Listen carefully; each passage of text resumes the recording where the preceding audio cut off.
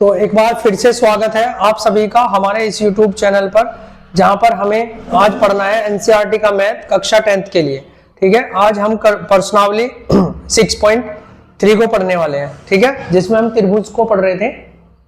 आज इसी के 6.3 का हमने एक लेक्चर कर लिया था, एक नहीं वैसे तो दो किए थे। एक में मैंने आपको कुछ प्रमेय बताई थी और दूसरे में क्वेश्चन नंबर 1 को डिस्कस किया था। ठीक है, आज हम क्वेश्चन नंबर 2 को डिस्कस करने वाले हैं। ठीक है, तो चलो देखते हैं, शुरुआत करते हैं आज की क्लास की। क्वेश्चन पहले से लिखा हुआ है। क्वेश्चन नंबर 2 क्या है? आकृति 6.35। ये एक आकृति दी हुई है जिसका नाम है 6.35। ठीक है, इस आकृति में क्या दिया हुआ है? इसमें कोण त्रिभुज ODC, ये देखो ODC यानी ऊपर वाला एक त्रिभुज समरूप है किसके? त्रिभुज OBA के। OBA के समरूप दिया हुआ है और कौन बोल रहा है इसने कि कौन BOC, कौन BOC, ये वाला कौन हमेशा बीच वाला लिया जाता है भाई। जैसे इसने लिखा है ना, ये लिखा हुआ ना कौन BOC, तो इसका मतलब BOC यानी ये वाला कौन है। ठीक है, आगे फिर बात करते हैं। 125 है वो लिख दिया मैंने। और कौन CDO, देखो CDO जो बीच में लिखा हुआ है वो वाला कौन है? D, कितना? 70 है। और हमें बताना है कौन DOC यानी DOC, एक तो ये वाला कौन बताना है हमें, है ना ये। और कौन बताना है? DCO, ये वाला कौन भी बताना है दूसरा।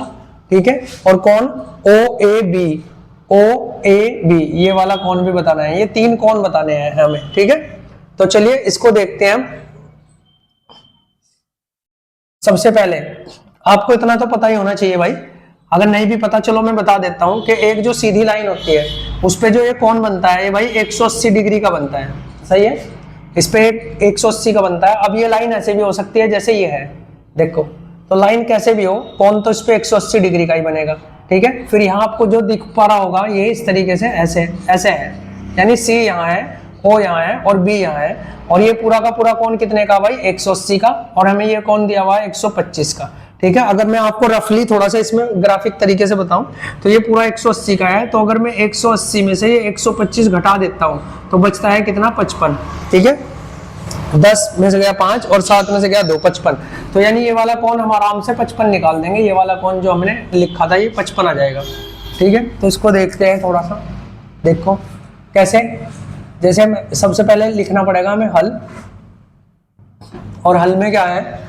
हल में सबसे पहले वो लिख लो जो दिया है। तो लिखते हैं, दिया है, क्या दिया हुआ है? त्रिभुज ODC समरूप है त्रिभुज OBA के। ODC समरूप, ये वाला त्रिभुज समरूप है इसके। समरूप हमने देख लिया था भाई कैसे होते हैं, क्या क्या उनकी कंडीशन होती है। इसके समरूप है। और कुछ भी दिया हुआ है, कोण BOC भी दिया हुआ है कितना? 125 डिग्री। और कोण CDO दिया हुआ है कितना? 70 डिग्री। ठीक है, इस तरीके से ये हमें दिया हुआ है। अब इसमें हमें सिद्ध क्या करना है तो वो भी लिख लो एक बार। सिद्ध करना है, सिद्ध करना है। तो क्या सिद्ध करना है हमें? कौन DOC कितना है ये सिद्ध करना है। कौन DCO कितना है ये सिद्ध करना है।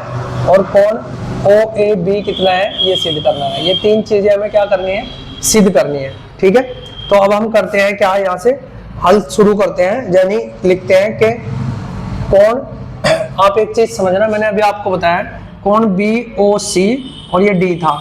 और कौन DOC यानी ये वाला कौन और ये वाला कौन मिलाकर कितने होने चाहिए? 180 के।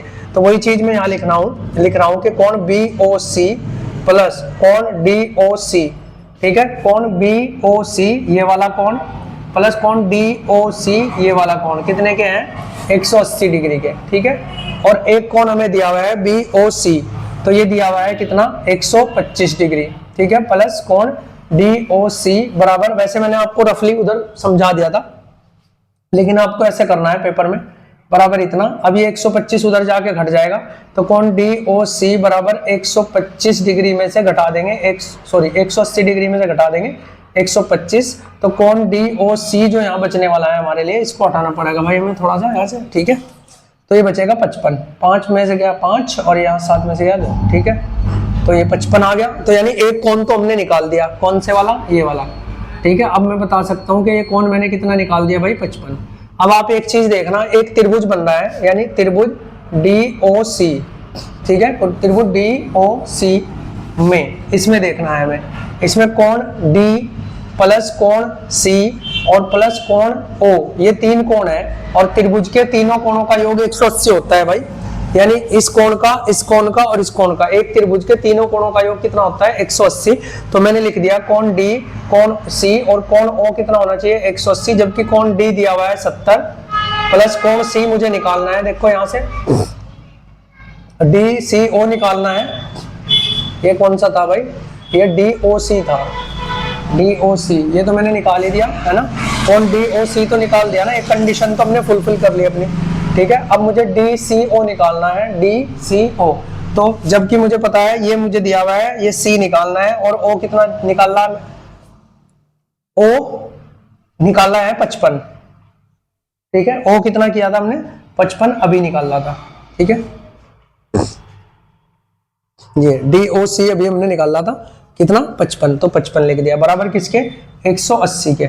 अब इन दोनों को जोड़ लेते हैं तो 30, ये 125 हो जाएगा, यानी कोण C बराबर 180 में से ये 125 जो मैंने इधर जोड़ा था ये उधर जाके घट जाएगा 125, और यहाँ 180 में से अगर 125 जाएगा तो फिर वही कोण C बराबर कितना बचने वाला है 55, यानी कोण C भी कितना आ गया भाई 55 आ गया। यानी ये कौन सा कोण आया है, ये कोण आया हमारा कोण DCO निकला है, कोण DCO कितना निकला है 55, ठीक है, तो कोण DOC भी 55 और कोण DCO भी कितना 55, तो यहां भी मैं लिख सकता हूं कि ये कोण भी कितना है 55, ठीक है। अब देखना इसमें आपको एक चीज करनी पड़ेगी, क्या ये 55 आ गया, तो कोण OAB, क्योंकि एक लास्ट कोण बच रहा है OAB यानी ये वाला, बराबर कितना हो गया 55। अब मैं इसको लिखता हूं एकांतर कोण, एकांतर कोण। अब देखो हमने तीनों कोण निकाल लिए, ठीक है, ठीक है, तो हम कह सकते हैं आता है कोण DOC भी निकाल गया कितना 55 और कोण DCO भी निकाल दिया कितना 55 और कोण OAB भी निकाल दिया कितना 55, सारे कोण कितने आए भाई 55 के आए, ठीक है, तो कोई दिक्कत नहीं। अब ये मुझे ये सिखाना था एकांतर कोण क्या है, ठीक है, इसको मैं हटा देता हूं, ये तो आपने उतार लिया होगा भाई, लिख लिया होगा, मतलब समझ के हो गया। तो एकांतर कोण क्या होता है, जब भी कोई दो समांतर रेखाएं इस तरीके से हो, समांतर का मतलब इनके बीच का गैप समान होना चाहिए, और जब एक तीसरी रेखा इनको इस तरीके से काटती है या ऐसे भी जा सकती है वो काट के, ठीक है, तो हमेशा क्या होता है ये वाला कोण इस वाले कोण के बराबर होता है, ठीक है। तो ये कोण मैंने 55 निकाला था अभी C, तो इसलिए मुझे ये जो A कोण निकालना था, तो जितना ये है उतना ही ये होगा भाई, क्यों, क्योंकि ये दोनों समांतर रेखाएं हैं, जितना कोण ये है उतना ही कोण ये होगा, और इनको बोलते हैं एकांतर कोण, ठीक है। तो इस तरीके से हमने समझा इसको। अब दूसरा क्वेश्चन देखते हैं हम यहां से,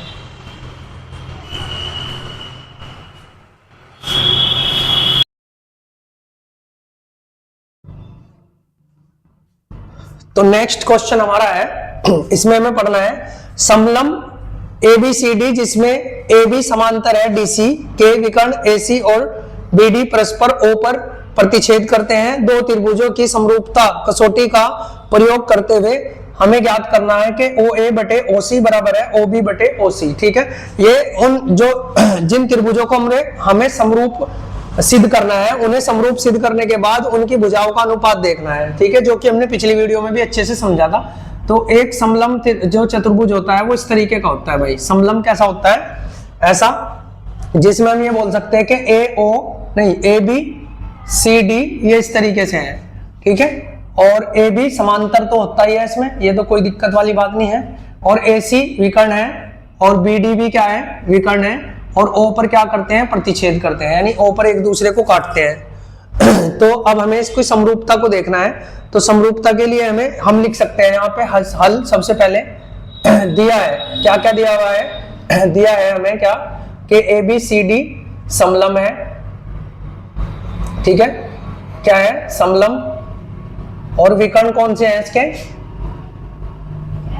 विकर्ण AC और BD है, ठीक है, इसके विकर्ण क्या है AC और BD, और सिद्ध हमें क्या करना है, है ना, सिद्ध करना है ओ ए बटे ओ सी बराबर ओ डी बटे सॉरी ओ बी बटे ओ डी, ये सिद्ध करना है। ठीक है, तो यहां से हम त्रिभुज दो जिन्हें हमें समरूप सिद्ध करना है, तो ए ओ बी और डी ओ सी, इन दोनों त्रिभुजों को देख लेते हैं और इनको समरूप सिद्ध करने के बाद फिर हम क्या कर लेंगे, इसको और इसको, दो त्रिभुज है हमें, यानी त्रिभुज ए बी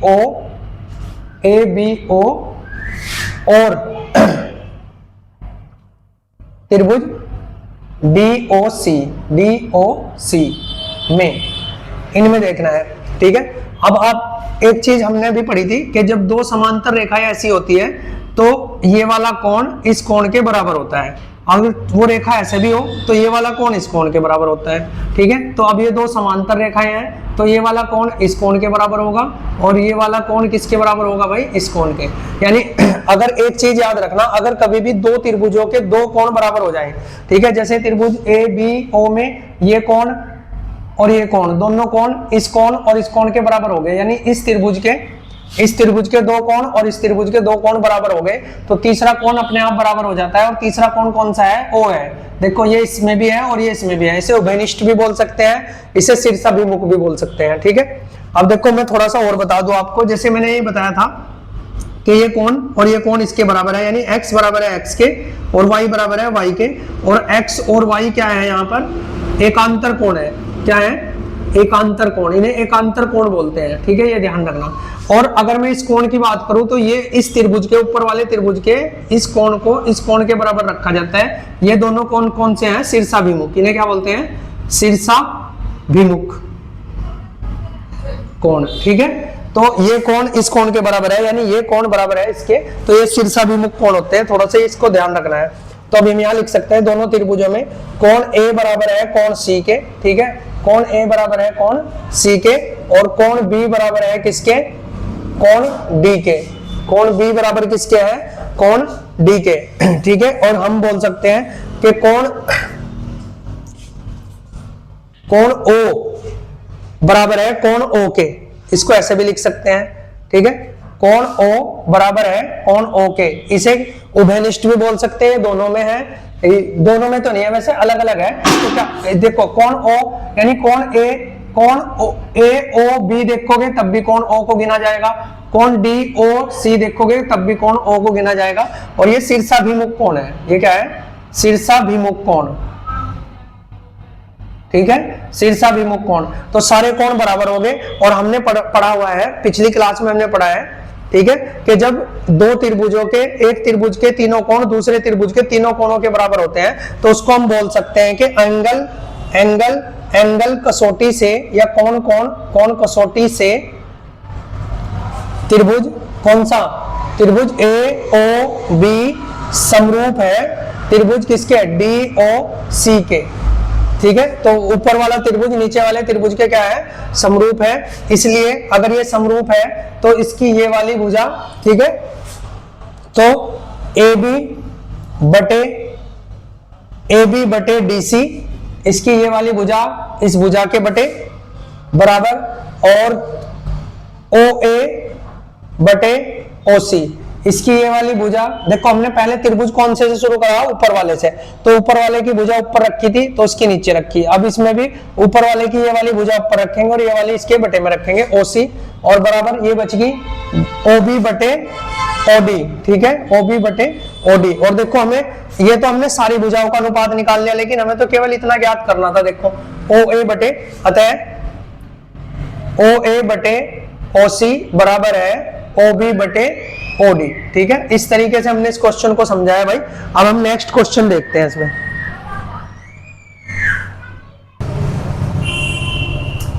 तो क्वेश्चन नंबर 4 हमारा है। क्वेश्चन नंबर 4 में हमें क्या पढ़ना है, आकृति 6.36 में QR बटे QS दिया हुआ है। ये 3.6 एक आकृति है जिसमें QR, ये QR यहां तक है भाई, यानी पूरी भुजा बटे QS, यानी पूरी भुजा के बटे में ये इतनी भुजा है, और बराबर है QT बटे में PR इसके, यानी पूरी भुजा के बटे में ये वाली भुजा। ठीक है, तथा कोण 1 बराबर है कोण 2 के, ये दिए हुए थे भाई। इसमें दर्शाइए कि त्रिभुज PQR पी क्यू आर, ये छोटे वाला त्रिभुज समरूप है त्रिभुज टी क्यू आर इस बड़े वाले त्रिभुज के, यानी इतना त्रिभुज पूरे बड़े त्रिभुज के समरूप सिद्ध करना है। तो ठीक है करते हैं। सबसे पहले हम लिखेंगे, दिया है, क्या दिया हुआ है भाई,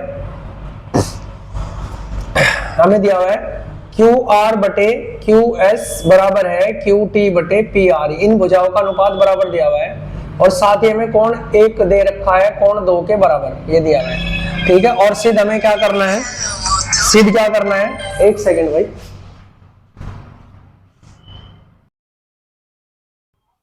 ठीक है जी। तो ये इतना हमें दिया हुआ है, और हमें जो सिद्ध करना है, सिद्ध क्या करना है, त्रिभुज पी क्यू आर समरूप है त्रिभुज टी क्यू आर के। ठीक है, ये सिद्ध करना है।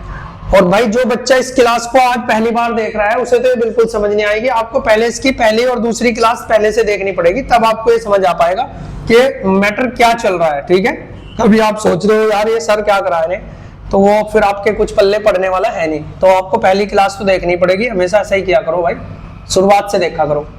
तो चलो ठीक है, इसको देखते हैं। अब हम यहाँ लिख सकते हैं कि हम ये लिख सकते हैं चूंकि कोण 1 बराबर है कोण 2 के, देखो कोण 1 बराबर किसके हैं, कोण 2 के, यानी इस वाले त्रिभुज की अगर बात करूं तो मुझे यहाँ पता चल जाएगा, इसलिए QP बराबर होना चाहिए किसके, PR के। ठीक है, ये बराबर होना चाहिए, क्योंकि हमने ऐसा पढ़ा हुआ है, नहीं पढ़ा तो मैंने देखो आपको बता दिया।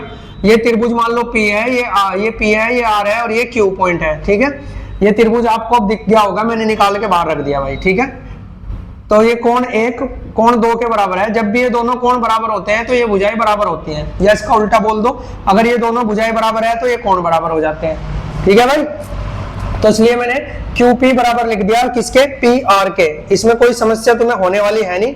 अब हम क्या करेंगे इसको, या तो समीकरण अच्छा समीकरण 1 हमें माननी चाहिए थी, कौन सी, हमें ये लिखना चाहिए था ये वाला, हाँ जो दिया हुआ है ना, इसको मैं लिख लेता है एक बार, QR बटे में QS बराबर है QT बटे में PR, इसको मैं समीकरण 1 मान लेता हूं, यानी इसके बाद आपको ये लिखना है। ठीक है, समीकरण 1 मान लेनी है, ऐसा इसने हमें दिया हुआ है इसलिए मान ली इसको। तो अब हमने पता कर लिया कि क्यों एक कोण बराबर कोण 2 के है, तो ये भुजाएं बराबर है, और अगर ये दोनों भुजाएं बराबर है तो हम अब यहां लिख सकते हैं कि समीकरण 1 से, अब समीकरण 1 से अगर मैं QR बटे में QS लिखता हूं और बराबर QT बटे में PR लिखता हूं, और यहां मैं आपको बताता हूं चूंकि इसने दिया हुआ है कि QP बराबर है PR के, QP किसके बराबर है, PR के, तो इस PR की जगह में आप QP लिख सकता हूं। ठीक है, तो यहां लिख लेंगे QR बटे में QS बराबर QT बटे में QP। ठीक है, अब आपको देखना कौन सी क्या दिखाई देगा, जैसे ही हम इसको लिखते हैं तो हमें यहां से पता चल जाएगा कि दोनों भुजाओं का जो अनुपात है बराबर है, वो भुजाएं कौन सी हैं, समझो QR बटे में QS, यानी इस पूरी के बटे में इस पूरे बड़े वाले त्रिभुज की, बड़े वाला त्रिभुज ये है, बड़े वाले त्रिभुज की भुजा QR बटे में छोटे वाले त्रिभुज की भुजा PS, ये इसके बटे में आ गई QS, सॉरी QS, और फिर आता है QT बड़े वाले त्रिभुज की भुजा, और QP छोटे वाले त्रिभुज की भुजा, यानी ये त्रिभुज बन गया एक तो, है ना, और एक ये बड़े वाला त्रिभुज है।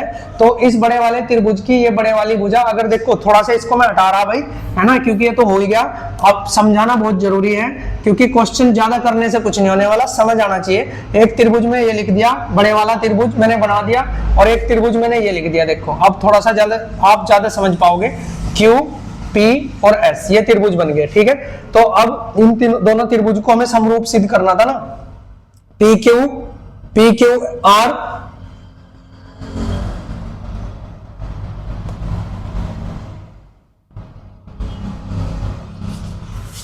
QT है ना, कुछ प्रॉब्लम हुई क्या, सिद्ध किसे करना था, PQR बड़े वाला और TQR, अच्छा ये लेना था भाई, है ना, ये लेना था, तो ये S गलत आ गया यहाँ पे, यहाँ लिखना पड़ेगा मुझे, R ही लिखना पड़ेगा। ठीक है, अब देख लो, तो अब देखो QR बटे में QS, अब S कहाँ गया,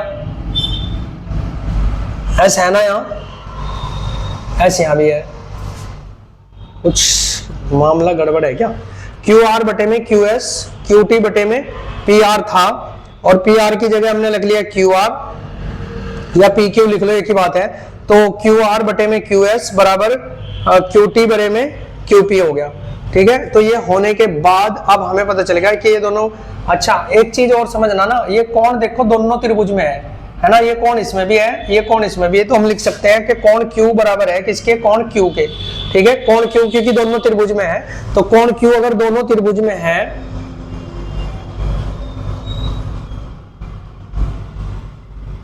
ठीक है, तो हम यहां से कह सकते हैं साइड एंगल साइड, क्यों, देखो ये PS होगा ना, ये भुजा और ये भुजा दोनों एक दूसरे के क्या है, देखो क्यू आर बटे में क्यू एस और क्यू टी बटे में क्यू पी, इसकी ये भुजा इसके बटे में, इसकी पहले मैंने ये लिखी ना बड़े वाले की भुजा के बटे में छोटे वाले की भुजा, और अब देखो बड़े वाले की भुजा में क्यू टी के बटे में क्यू पी छोटे वाले की भुजा, ठीक है। तो ये दोनों होगी, दोनों भुजाएं के मध्य का जो कोण है वो बराबर है दोनों में, तो साइड एंगल साइड कसौटी से हम बोल सकते हैं, कसौटी से त्रिभुज कौन सा,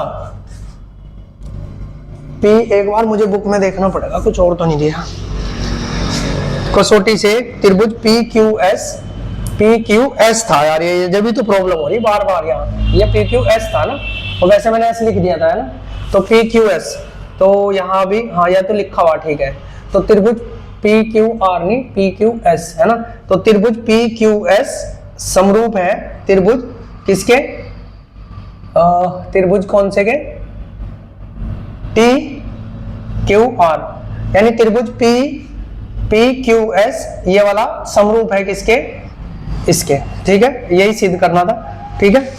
तो ये 3 क्वेश्चन हमने किए हैं भाई, थोड़े क्वेश्चन लेंथी है, ये यहाँ थोड़ा सा गलत लिखा गया था, उसकी वजह से थोड़ा कंफ्यूजन हो रहा था, लेकिन फिर भी मैंने राइट करके वो ऐसे लिख दिया था वहां पे, है ना। तो इस तरीके से क्वेश्चंस को समझना है। अगर आपको चीजें थोड़ी कम समझ आ रही है तो आप इनको थोड़ा रिवाइज करके दोबारा से देख सकते हैं, लेकिन ये मैं आपको फिर से कहूंगा चैप्टर इंपॉर्टेंट है, तो आपको थोड़ा कंसंट्रेट तो करना पड़ेगा, और खासकर जो ऑफलाइन वाले बच्चे हैं उनको मैंने ये पढ़ाया हुआ है, उन्हें थोड़ा ज्यादा समझ आ रहा होगा, और एक बार रिविजन भी मैं पेपर से पहले उन्हें कराऊंगा, तो उनका तो लगभग ठीक ही हो जाएगा। और अगर आपको कुछ प्रॉब्लम्स होती है तो आप कमेंट करके बता सकते हैं, ठीक है। और थोड़ा चैनल को सपोर्ट करना है भाई, है ना, चैनल को सब्सक्राइब कर लेना ज्यादा से ज्यादा, ताकि आपको पेपर से पहले सारी चीजें बहुत अच्छे तरीके से हम समझा पाए, ठीक है। तो नेक्स्ट वीडियो में मिलते हैं।